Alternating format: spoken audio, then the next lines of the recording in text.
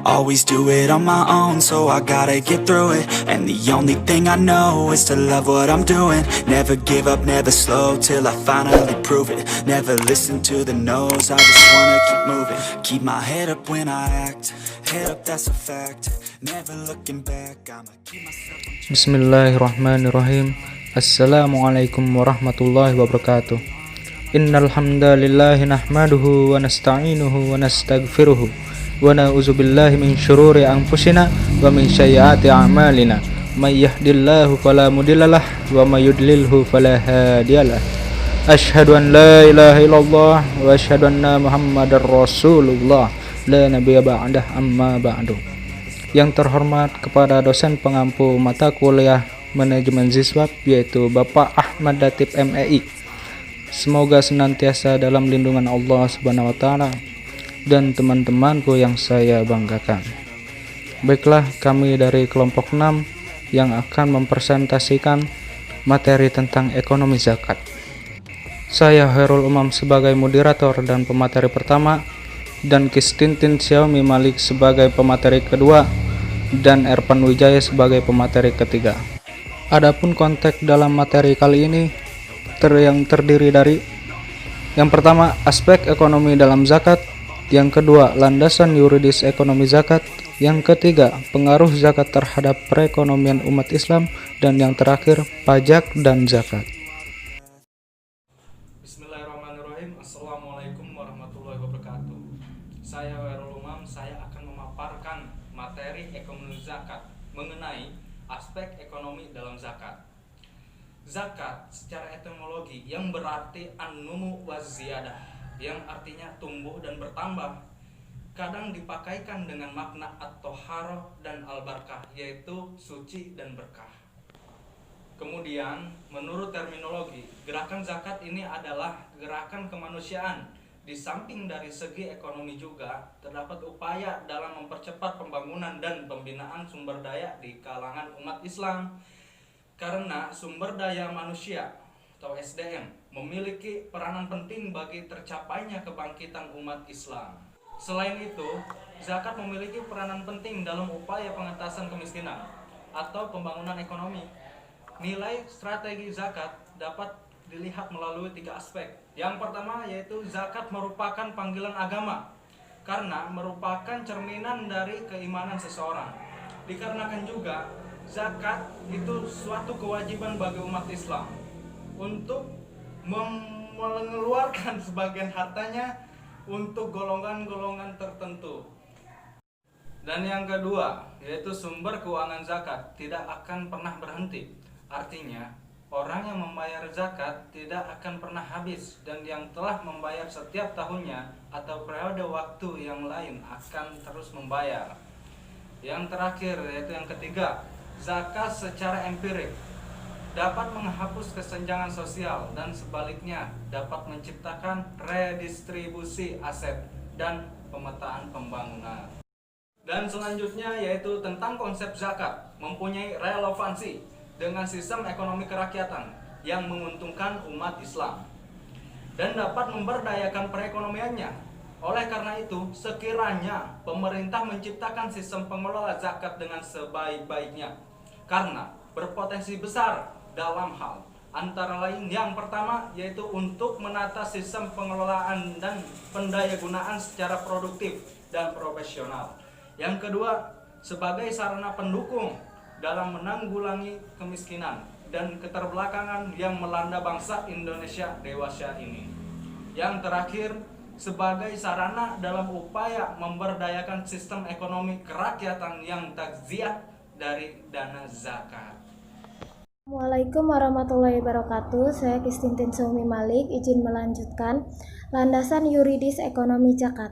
Landasan ekonomi zakat terdiri dari 4 landasan, yaitu 1. Al-Quran, terdapat pada surat Al-Baqarah ayat 110 dan surat At-Taubah ayat 60 dan ayat 103. 2. Hadis Nabi, yaitu hadis dari Ibnu Abbas.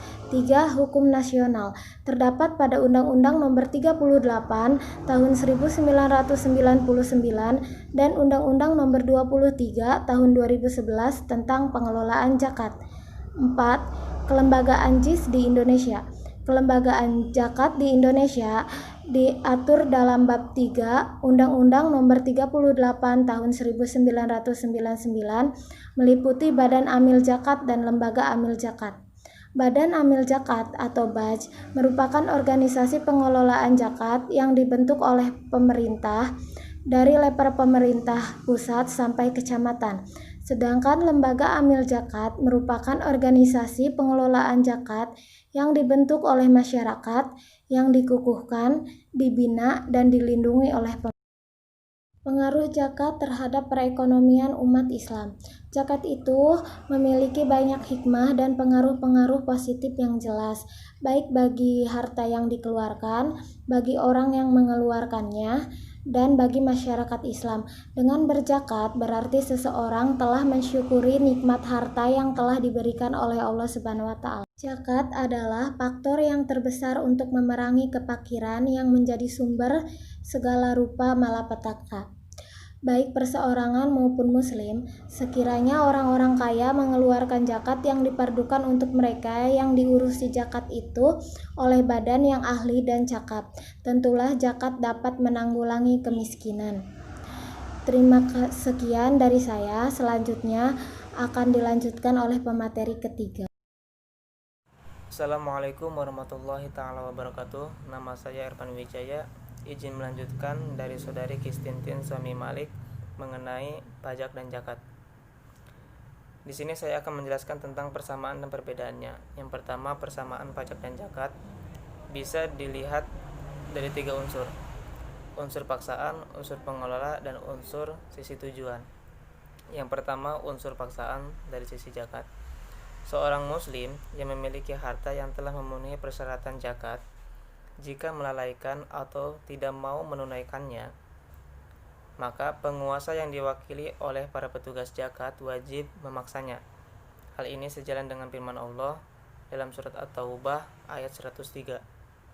Kemudian dari sisi pajak, termasuk kategori wajib pajak, dapat dikenakan tindakan paksa padanya, baik secara langsung maupun tidak langsung. Tindakan paksa tersebut dilakukan secara bertingkat, mulai dari peringatan, teguran, surat paksa, sampai dengan penyitaan. Kemudian yang kedua, unsur pengelola. Pengelolaan zakat bukanlah semata-mata dilakukan secara individual, dari muzaki diserahkan langsung kepada mustahik, akan tetapi dilakukan oleh sebuah lembaga yang khusus menangani zakat, yang memenuhi persyaratan tertentu yang disebut dengan amil zakat. Adapun pengelolaan pajak jelas harus dilakukan oleh negara. Hal ini sejalan dengan peraturan pajak itu sendiri, yaitu iuran kepada negara yang terhutang oleh yang wajib membayarnya menurut peraturan-peraturannya. Kemudian yang ketiga, dari sisi tujuan. Pada hakikatnya, zakat bertujuan untuk menciptakan kesejahteraan, keamanan, dan ketentraman. Demikian pula pajak. Terdapat kesamaan dalam tujuan zakat dan pajak, yaitu sebagai sumber dana untuk mewujudkan suatu masyarakat adil, makmur, yang merata dan berkesinambungan antara kebutuhan material dan spiritual. Kemudian yang kedua adalah perbedaan pajak dan zakat. Bisa dilihat dari 2 segi, dari segi nama, dari segi dasar hukum. Yang pertama, dari segi nama. Secara etimologis, zakat berarti bersih, suci, berkah, tumbuh, maslahat, dan berkembang. Artinya, setiap harta yang dikeluarkan zakatnya akan bersih, tumbuh, berkah, dan berkembang. Sedangkan pajak berasal dari kata adoribah, yang secara etimologis berarti beban. Kemudian yang kedua, dari segi dasar hukum. Zakat ditetapkan berdasarkan nas-nas Al-Quran dan hadis Nabi yang bersifat qot'i, sehingga kewajibannya bersifat mutlak dan absolut dan sepanjang masa. Sedangkan pajak, keberadaannya sangat bergantung pada kebijakan pemerintah yang dituangkan dalam bentuk undang-undang. Di Indonesia, misalnya, hukum pajak bersumber dan berdasarkan pada pasal 23 ayat 2 Undang-Undang Dasar 1945 bahwa segala pajak untuk keperluan negara berdasarkan undang-undang. Baiklah, mungkin hanya itu yang bisa kami sampaikan. Kurang lebihnya mohon maaf.